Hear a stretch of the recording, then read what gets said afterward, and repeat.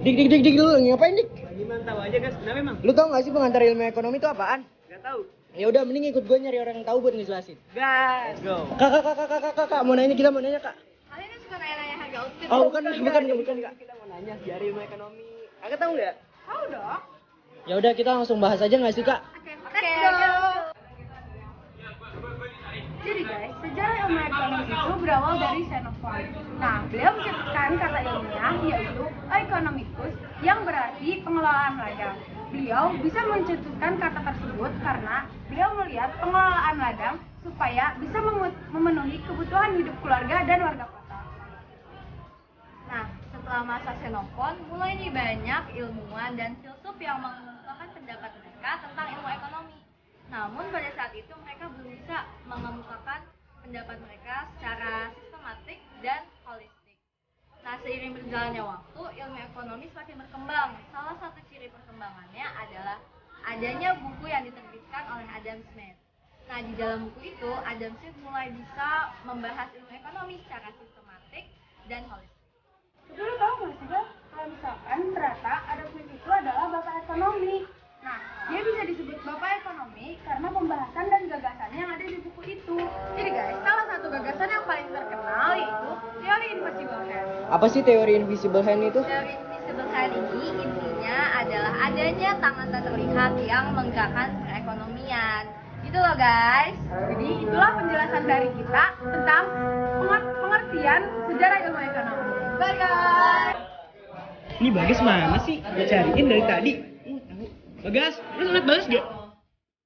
Lah iya, Gas, lu tau gak sih kebutuhan dan kelangkaan dalam ilmu ekonomi? Lah itu mah gue tahu, Dik. Jadi kebutuhan adalah sesuatu yang harus dipenuhi oleh manusia, dan kebutuhan itu dibagi dua, ada kebutuhan dan keinginan. Nah, untuk keinginan itu adalah sesuatu yang tidak harus dipenuhi oleh manusia, tapi mereka tetap bisa hidup dengan layak. Nah, ketika kita sudah bisa membedakan mana yang kebutuhan dan mana yang keinginan, itu disebut tindakan ekonomi. Nah, untuk tindakan ekonomi itu dibagi menjadi dua lagi, yaitu ada tindakan ekonomi rasional dan tindakan ekonomi irasional. Untuk tindakan ekonomi rasional merupakan tindakan yang dilakukan melalui banyak pertimbangan. Sedangkan tindakan ekonomi rasional merupakan tindakan yang dilakukan tanpa pertimbangan dan cenderung merugikan. Selanjutnya tuh ada kelangkaan. Kelangkaan merupakan keadaan ketika sumber daya yang tersedia terbatas, namun kebutuhan dan keinginan manusia yang tidak terbatas. Nah, faktor dari kelangkaan tuh ada 3, Dik. Ada sumber daya alam, sumber daya manusia, dan ilmu pengetahuan. Itu aja sih, Dik, setahu gua. Oke, makasih.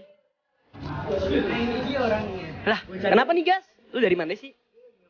Gue lagi liat pemandangan. Kenapa emang?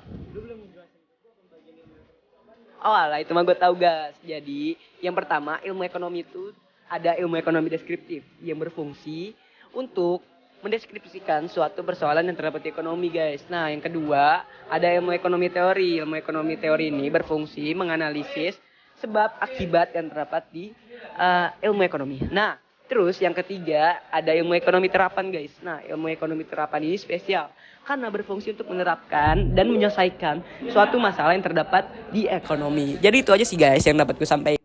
Guys, gue mau nanya, lu lihat Dai nggak sih? Gua ngeliat di depan sih tadi, Cak. Alah, oke deh, makasih. Nah ini Dek, gue mau nanya, lu tau gak sih motivasi ekonomi itu apa? Oh, pengertian motif ekonomi. Pengertian motif ekonomi itu adalah suatu daya atau kekuatan yang mampu mendorong atau menggerakkan orang untuk melakukan berbagai tindakan atau kegiatan ekonomi. Ada juga tuh tujuan motif ekonomi. Tujuan motif ekonomi terbagi menjadi 2, yaitu tujuan individu dan organisasi. Motif individu bertujuan untuk memenuhi kebutuhan serta meningkatkan taraf hidup, memperoleh keuntungan, memperoleh penghargaan, dan memperoleh kekuatan serta motif sosial. Macam-macam bentuk motif ekonomi. 1. Motif untuk memenuhi kebutuhan dalam rangka mencapai kemakmuran. 2. Motif memperoleh laba atau keuntungan. 3. Motif untuk mendapatkan kekuasaan di bidang ekonomi. 4. Motif untuk memperoleh penghargaan. Dan 5. Motif untuk dapat berbuat sosial. Oke, jadi kegiatan ekonomi itu ada 3. Yang pertama, produksi. Produksi adalah kegiatan menghasilkan atau menambah nilai guna suatu barang atau jasa. Nah, pelaku produksi adalah produsen. Nah, yang kedua adalah distribusi. Distribusi adalah menyalurkan atau mendistribusikan suatu barang atau jasa tersebut agar sampai kepada tangan konsumen. Nah, yang ketiga atau yang terakhir adalah konsumsi. Konsumsi adalah menghabiskan nilai guna atau menggunakan suatu barang atau jasa. Nah, pelaku konsumsi adalah konsumen seperti kita. Kita beli jamu